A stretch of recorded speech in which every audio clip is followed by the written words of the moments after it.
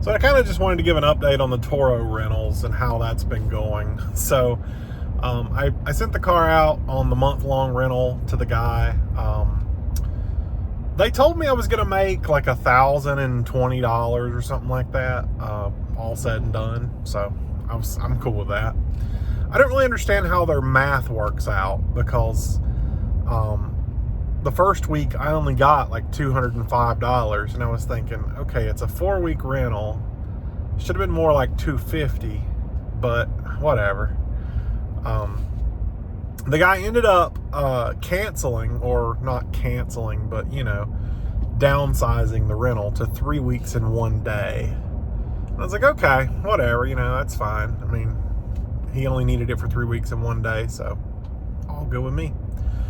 So first week I got 205, second week I got 205, third week I got 205, and then when he returned it for 1 day, they charged him 205.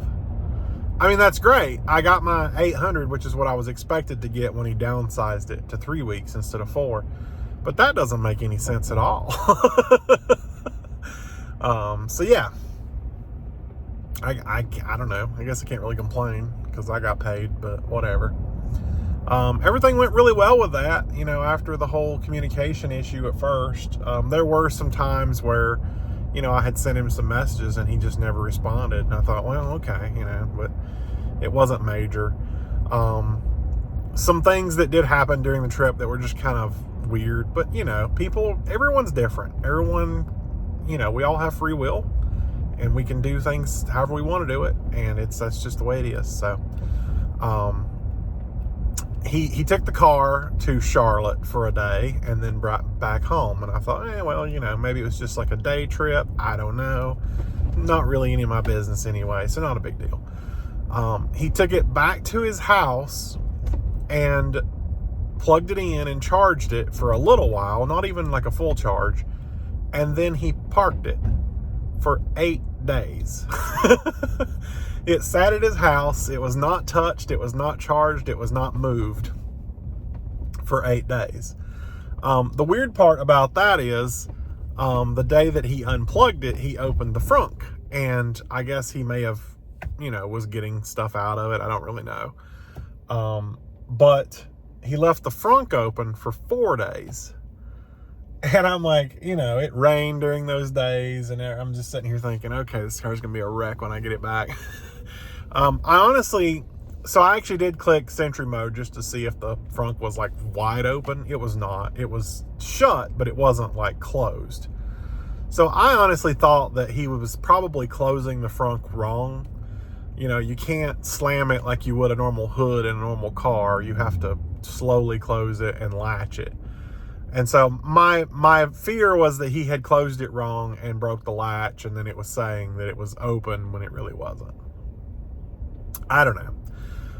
But on the 7th or 8th day, middle of the 7th, close to 8th day, he closed the frunk and good to go. And, he did that on the 4th day. What am I talking about? Closed the frunk on the 4th day. And on the 8th day, he drove it to Georgia. And I thought, whatever, I don't remember exactly where in Georgia, but anyway, after that, he drove it to Atlanta the next day. And I thought, okay, and we're talking 5 hours away now. No big deal. It was due back yesterday, Friday. He drove it to Georgia initially on Tuesday and then to Atlanta on Wednesday. So I thought, well, maybe he'll come back Thursday, or, it wouldn't really make sense for him to come back Friday because he's got to come all the way from Georgia to here. It's a 5-hour drive. So he didn't come back Thursday. Car stayed parked in Georgia all day Thursday. And, you start getting a little anxious because you're like, okay. He had a 10 a.m. drop-off. And if he's going to make that 10 a.m. drop-off with a 5-hour drive, he's got to leave at 5 a.m. Friday if he's going to make it. So I couldn't really sleep Thursday night. I don't think this had anything to do with it, but I just couldn't sleep. And so I was checking my phone, and at 6 a.m. I checked the car and it had not moved. And I was like, all right, well, that's going to be late. So I went to bed. And I ended up having an alarm set for 11 because I knew it was going to be at least an hour late. So I was going to do that. I got up at 11. He was driving the car. He was still about 2 hours out at that point. So it was going to be really late. And I was kind of thinking, how do I want to do this? Obviously, I could hit him with an extra day because it was more than 2 hours late. I could hit him with the $50 late return fee if I wanted to. So we're talking probably $130, $140 there just for that. Then there's the fact of, is he going to recharge the car?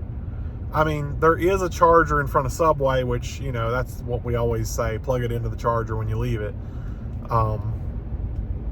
But chances are the car's not going to be fully charged by the time I go get it. So I could get him for a refueling or recharging fee. You know, if I was one of those hosts, I could have done all that. But in this particular situation, what I decided to do was cut him a break. And what had originally happened was, I think I told you in a previous video, he wanted a charger with the car. And I don't give chargers with the car because if you don't bring my charger back, I lose. So I made him give me a $300 deposit through Zelle for the charger. And I told him as long as he brings the charger back, I give him his $300 back. No big deal. So I just messaged him and said, you know, hey, your supercharging total was $88.07, I think it was. So are you cool with me sending you back $211 instead of $300 to cover that? And then we'll just call it good. And he's like, yeah, that's great. I was like, okay. So I sent him $211 and off we go. The reason I chose to do it that way is because I technically can't charge for supercharging. If you have a Tesla on your account and someone supercharges with it and you're billed and it charges your credit card, then you can bill them for that supercharging because you have a receipt, you have proof that you paid it, et cetera, et cetera. In my case, I don't have any of that because I have free supercharging miles. Now, I argue those are my free supercharging miles. I earned them, they're mine. So I should be able to bill for your use of those miles because they're my miles. They're not your miles. You didn't do anything to get them. Turo does not see it that way. So whenever I try to submit an invoice for supercharging, I would have just lost $88 there. Now, the way I decided to do it, I basically, you know, I knew that this was the way it was going to be. I couldn't bill for it. So if I could get him to agree to willingly pay for the supercharging, then I'd get him a break on everything else. If he said, no, I want my $300 back, then I was going to hit him for the late return, and I was going to hit him for not bringing it back fully charged.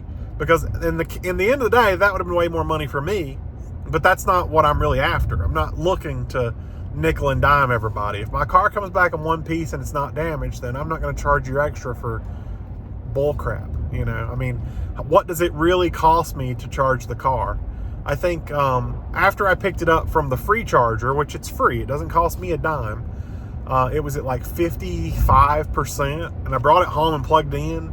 I think that's less than 30 kilowatt hours, maybe 25 at 11 cents a kilowatt hour. I mean, we're talking dollars. It's not that big of a deal.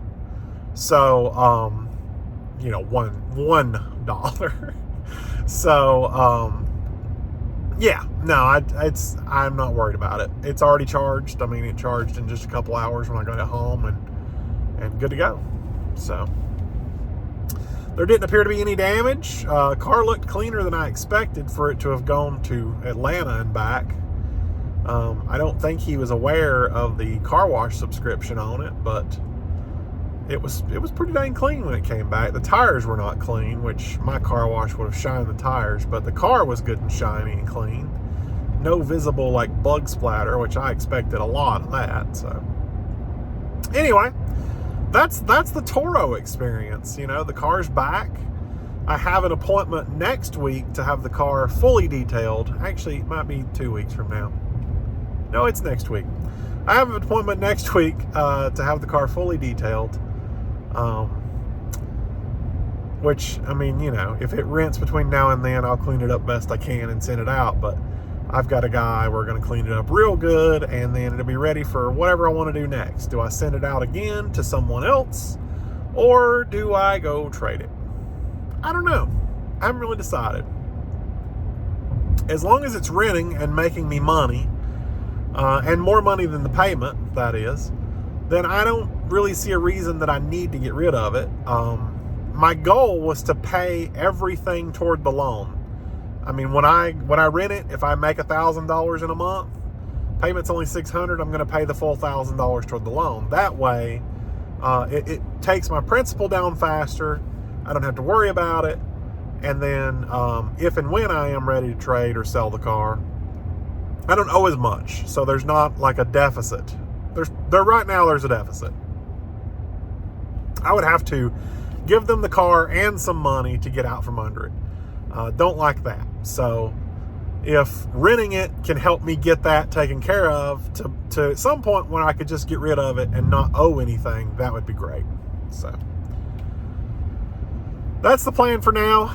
We'll see how that goes. Once I get it detailed, I'll probably let it sit for another month. And if Turo doesn't stay steady, then we may have to look into some other options. But right now, it's safe for another month.